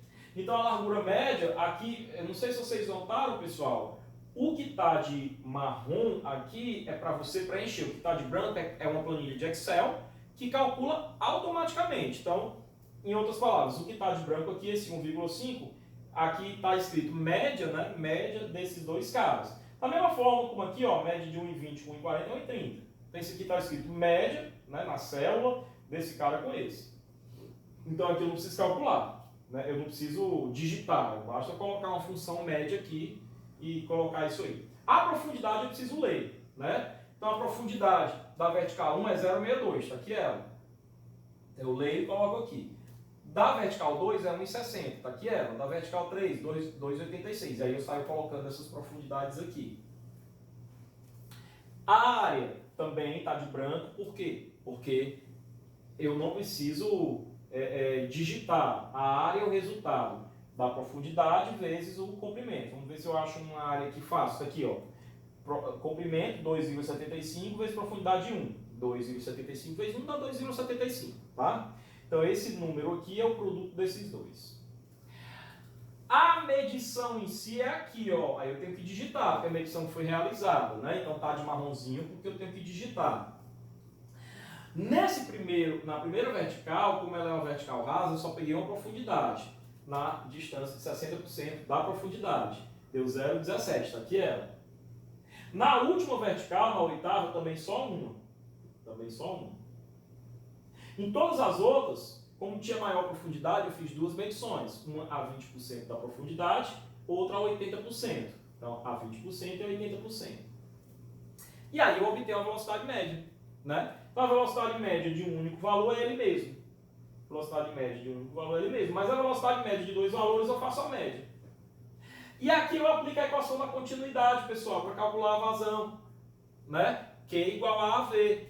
Então, só para ficar claro, vou apagar isso daqui. Né? Nem precisava, né? Mas esse Qzinho aí vai ser igual a área vezes a velocidade, né? Então eu tenho vezes a velocidade média. Então, por exemplo, esse 0,158 é o resultado da velocidade 0,17 vezes a área 0,93. Né? E de fato, 93% de 0,17 é 0,158. Por aí vai. Então tá aí a tabelinha toda preenchida. O que é que interessa pra gente? As respostas que ele pediu na questão, o que está aqui embaixo. Ó. Qual é a profundidade média do rio? É uma média das profundidades. Eu pego todas elas e escrevo aqui média desses caras. Aqui, bem médio. Simples, né? É a profundidade média do rio, para cálculos simplificados, tá? Qual é a área... Mol é o quê? Estou tentando me lembrar aqui. O que é que ele pediu? Vamos ver aqui no enunciado. Não, já voltei muito. A área molhada, a área molhada, desculpa. E a velocidade e a profundidade médias, né? Então, ok. Ok. Então, a área molhada é a área média também, tá? Eu falo, mentira, é a soma. Eu somo essas áreas aqui todinho, isso aí vai me dar a área molhada, tá? A velocidade média é a média das velocidades médias, tá? É a média das velocidades médias, eu faço a média dessas velocidades aqui. E a vazão média é na verdade, a vazão total é a soma das vazões, tá? Por quê? Porque isso daqui é o que mais interessa, é a vazão total. É a vazão total naquela medição. Aí eu pego a vazão total naquela medição que eu fiz às 7 horas, anoto. Que eu fiz às 17 horas, anoto. No dia 1º de janeiro, e no dia 2 de janeiro, e no dia 3, e no dia 4, e no dia 5, até o dia 31 de dezembro. Depois, qual vai ser a vazão máxima do rio? A maior de todas elas. Qual vai ser a vazão média do rio? A média de todas elas. Qual vai ser a vazão mínima do rio? A menor de todas elas. Ok? Essa é a metodologia para obter a vazão máxima do rio ao longo de um ano, que essa vazão é ao longo de um ano, a mínima do rio ao longo de um ano e a média do rio ao longo de um ano, que é a média de todas elas. Agora, isso daqui é a vazão em uma medição. Se ela é a máxima, a média ou a mínima, eu não sei. Porque eu preciso ter as medições de todos os dias do ano. Né? Se são 2 medições por dia, eu vou precisar ter 365 medições vezes 2. Tá bom? 730 medições, tá? Bom, então ok. Respondida essa questão, vamos para a questão 6. Outra informação que também é muito importante, tá? Essa questão 6 vai servir para quê? Determinação da cota de enchente. Para eu saber várias coisas. Para eu saber, por exemplo, que casas na margem do rio eu vou ter que desapropriar porque na enchente vai ocupar aquele espaço. Para eu saber, por exemplo, onde que eu vou colocar a elevatória, a estação elevatória, a bomba, né? Que vai ficar perto da captação ali. Porque se eu colocar abaixo da cota de enchente, no dia que o rio tiver com uma cota superior à da bomba, né?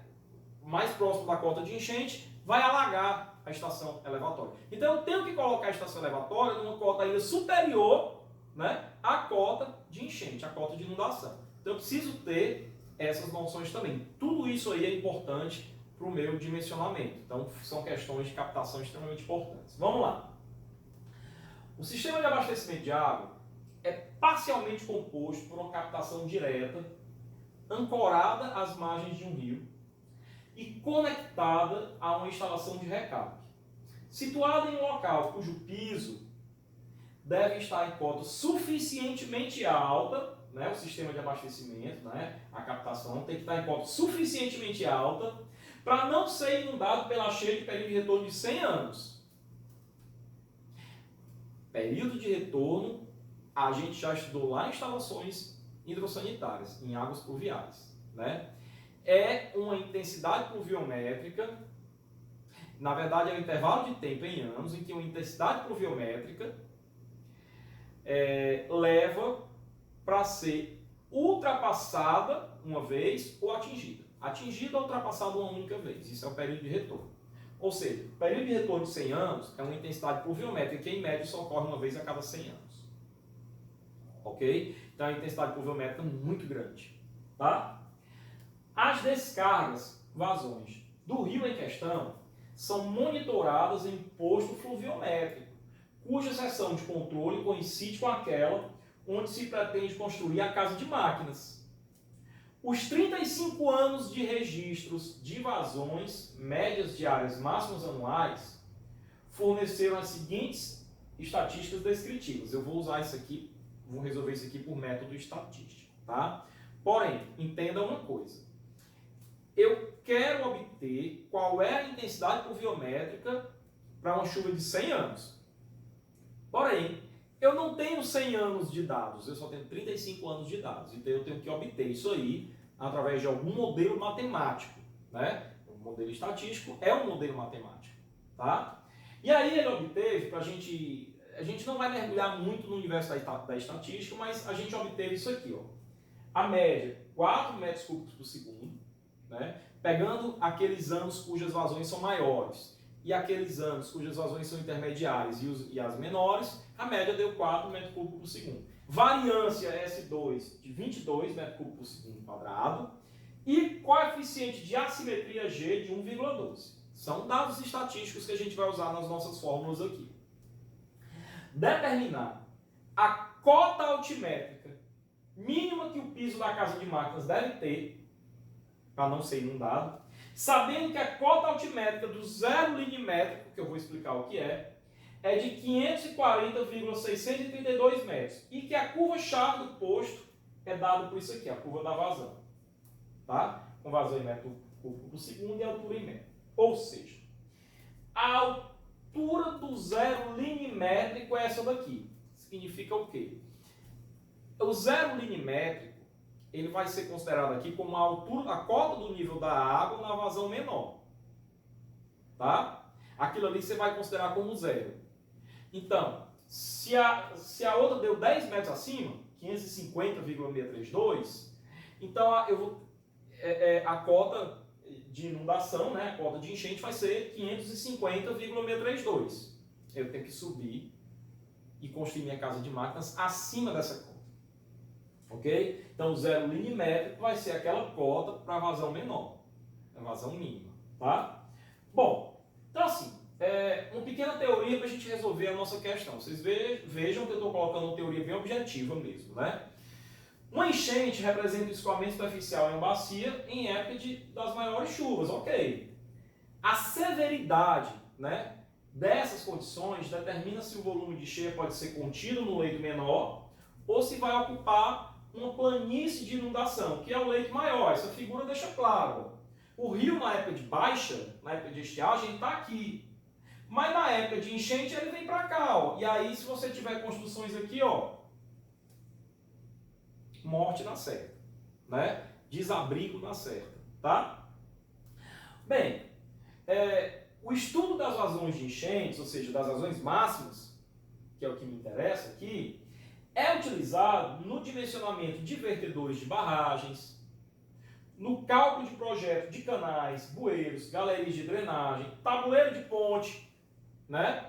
A ponte ela tem que ir até uma quantidade tal que seja mais alta que a cota de inundação e um comprimento tal também que não pegue essa região inundada, né? Casas de máquinas de estação elevatória de água, muros e estruturas de contenção, determinação do volume do controle de cheias em barragens e planejamento da ocupação de planícies de inundação. O que é que eu vou fazer com isso aqui? Eu tenho que planejar, não vou fazer nada, eu tenho que desabrigar essa turma. Então eu preciso dessa cota de enchente para... Isso aqui é a aplicação, pessoal. Eu estou justificando, isso aqui é a justificativa do problema. Tá? E aí tem vários métodos de você estimar a vazão de enchente. Vários métodos. Tá?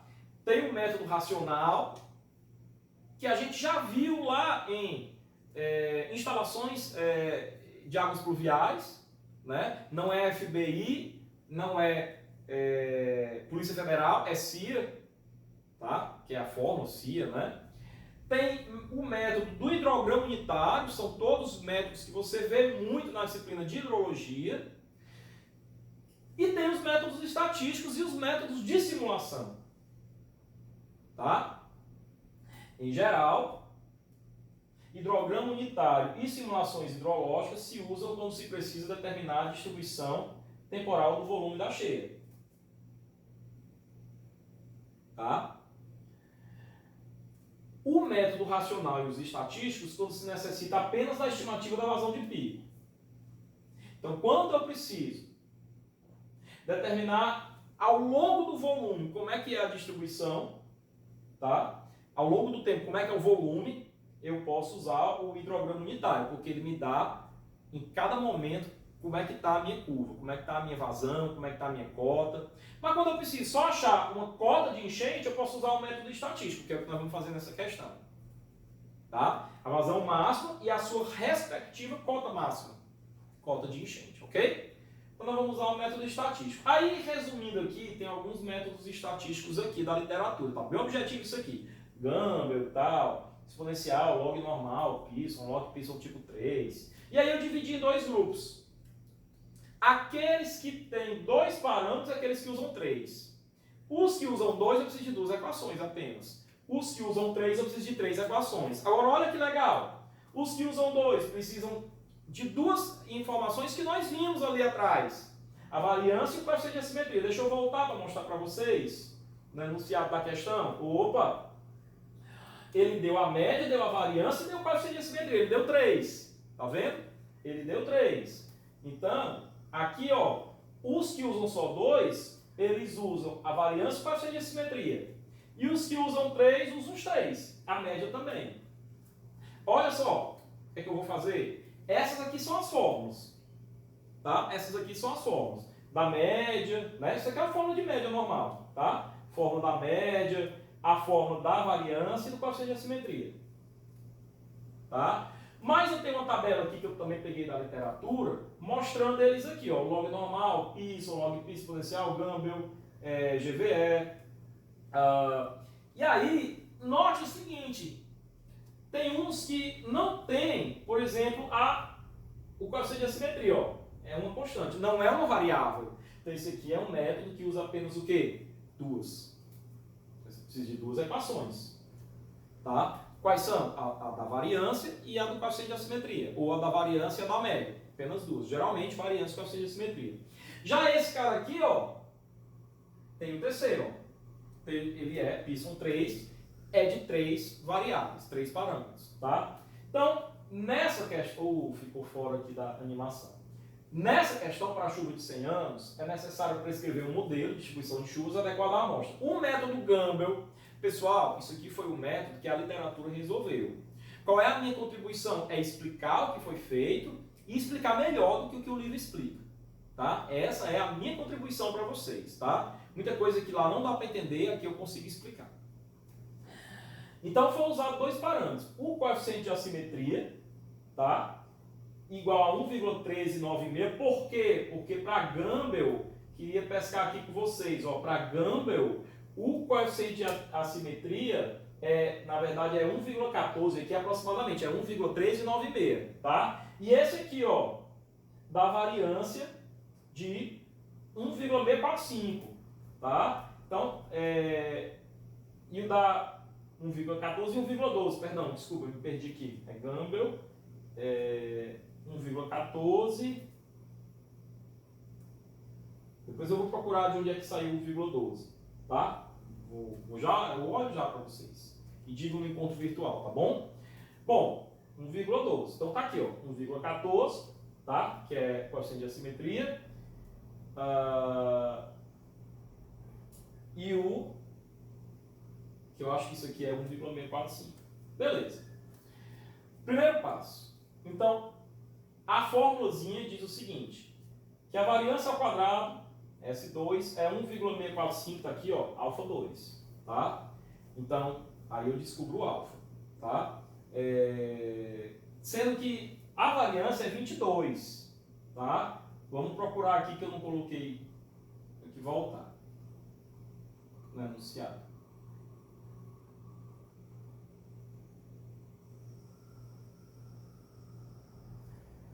Variância ao quadrado é 22, tá? E o coeficiente de assimetria 1,12, veio dali, tá? Coeficiente de assimetria 1,12, lembrei aqui o que é que eu estou querendo dizer. Agora eu já sei, eu tinha me perdido um pouco. Então vamos lá. Por que ele escolheu Gamble? Tá? Pela proximidade que o 1,12 tem do 1,14, tá? Então Gamble foi escolhido por isso. É o mais próximo que tem daquele coeficiente de assimetria. Por isso que o Gamble foi escolhido, tá? Então, esse coeficiente de assimetria 1,12 é o mais próximo para esse 1,1396, tá? Ou 1,14, que é o da fórmula, tá? Então, essa aproximação nos fez escolher o Gamble, tá? Como a variância era 22, a fórmula é essa, né? A fórmula é essa da variância. Como ela é 22, eu descubro aqui o valor de alfa, né? O que é alfa? Alfa é a minha incógnita. Essa minha incógnita aí é uma vazão, 17,15 metros cúbicos por segundo. Qualquer que seja a incógnita, seja vazão, seja velocidade, qualquer que seja ela. No nosso caso é vazão, tá? Então o alfa deu 17,15. Segundo passo, aplicar essa outra fórmula para achar o epsilon, que está em função do alfa, né? Então o epsilon vai ser o x médio, que é 40, que é a média, né? Menos 0,57721 vezes 17,15. Assim eu acho o epsilon, que é 30,10, tá? Isso aqui é por aplicação do método, tá? E aí eu vou para frente, terceiro passo, o período de retorno é 1 dividido por 1 menos o f de x. Aí invertendo, para isolar o f de x é 1 menos 1 sobre t. Então o f de x é 0,99. Vamos para frente, tá? Curva de quantos? X de f, que é a fórmula que tem lá, é igual a epsilon menos alfa ln de menos ln de f. Então aqui é o seguinte, o x de f é o x desse valor, do 0,99.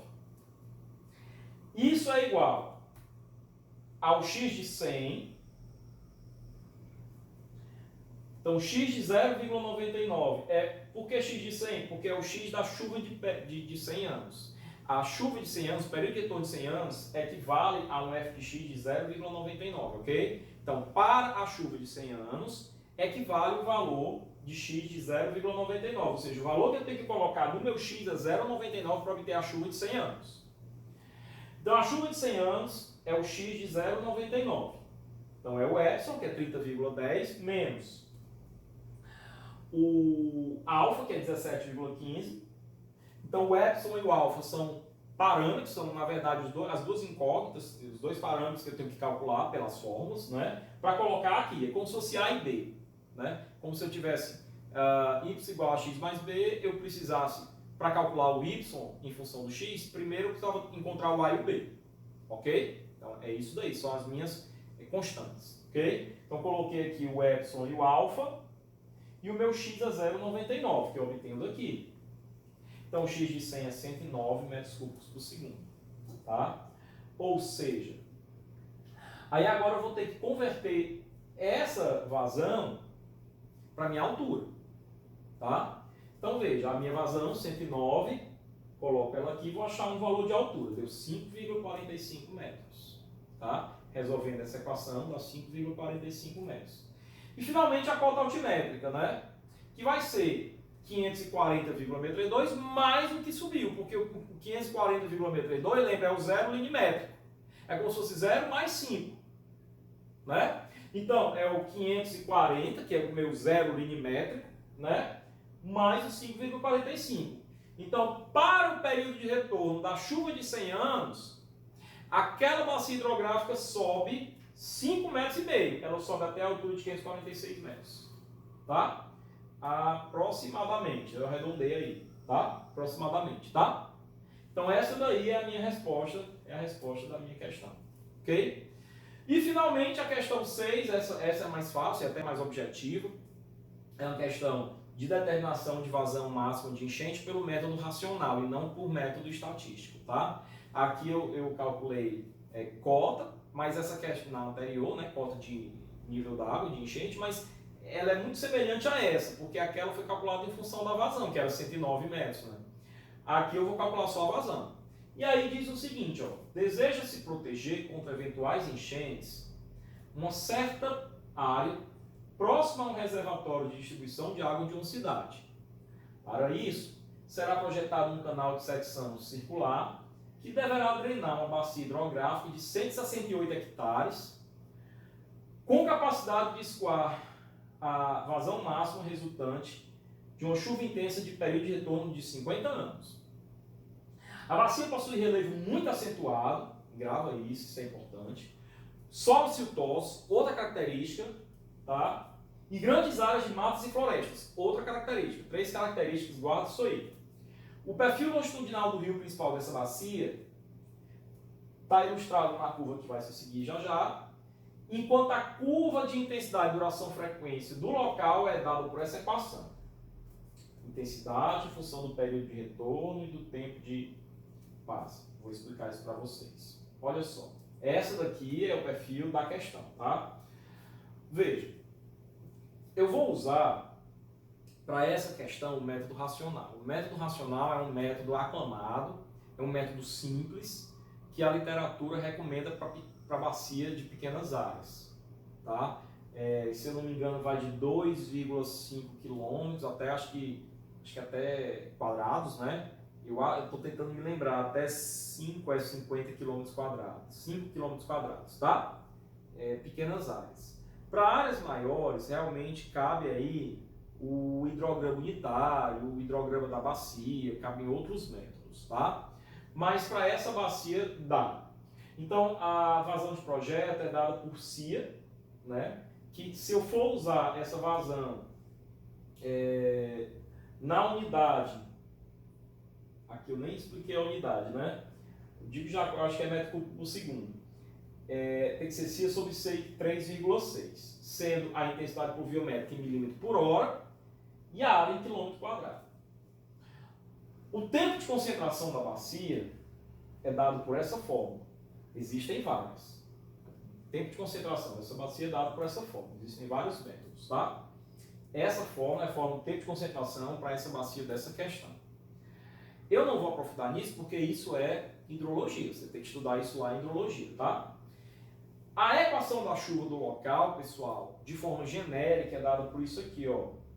Uma constante A, vezes o período de retorno elevado a uma constante N, dividido pelo tempo de base, mais uma constante B, elevado a uma outra constante M. Então eu tenho 4 constantes, A, B, N e M.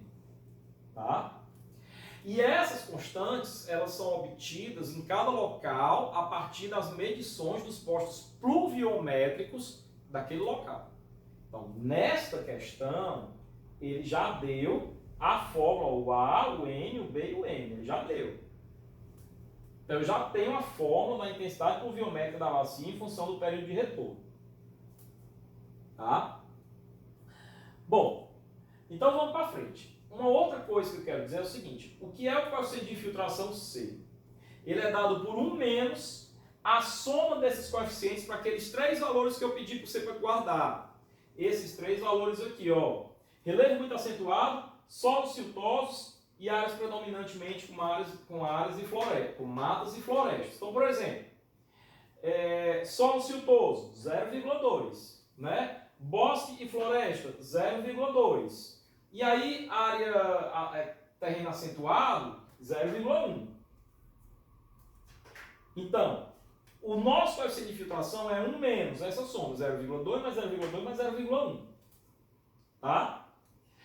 Bom, então, dito isso, a gente pode ir para a nossa questão. Ok? Primeiro passo, está aqui o meu perfil longitudinal, é eu encontrar a declividade da bacia. Né? E como já foi dado o perfil natural, que é essa curva, e o perfil médio equivalente, o perfil médio equivalente é para eu ter a declividade da bacia. Tá? Então a declividade da bacia eu encontrei por aqui, ó.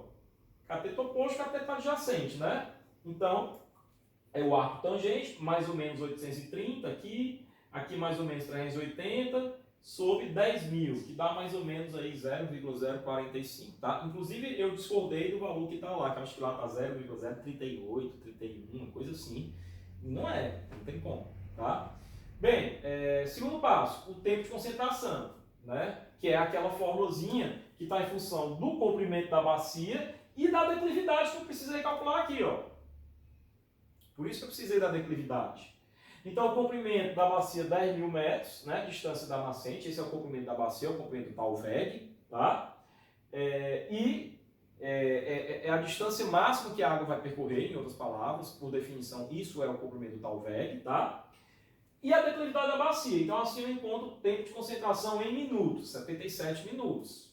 Aí eu vou jogar isso daí na forma da intensidade pluviométrica, na equação da chuva do local, que ele deu no enunciado, para o período de retorno de 50 anos e para o tempo de concentração de 77,25. Agora, isso aí para a galera, eu tenho uma intensidade pluviométrica aí de 67,18 milímetros por hora. E, finalmente, a vazão do projeto é CIA, né? Então, vai ficar CIA, onde eu vou ter o C 0,5, que eu já tinha feito mentalmente, né? 1 menos 0,2 mais 0,2 mais 0,1, vezes a intensidade pluviométrica, 67,18 milímetros por hora, vezes a área em quilômetro quadrado, 1,68 por 3,6, essa resposta é em metro cúbico por segundo, 15,67 metro cúbico por segundo. Ok? Então essa daí é a vazão do projeto, ou seja, é a vazão máxima. Por que máxima, professor? Porque é a vazão para o período de retorno que ele considerou como maior, 50 anos, né? Ou seja, para uma intensidade pluviométrica que só ocorre a cada 50 anos, é a maior de todas, no meu cálculo, no meu projeto. Por isso que essa aqui é a vazão máxima, tá? 15,67. Portanto, aula pesada, com questões pesadas, com certeza você vai dar uma revisada aí novamente, vai estudar, assistir esse vídeo aí umas 2 vezes, para analisar essas questões e compreender. Da maneira como eu expliquei, eu acho que não está difícil, eu acho que deu para você entender direitinho. A gente volta na próxima aula, fazendo as questões de dimensionamento das partes da captação. Então, forte abraço, fiquem com Deus.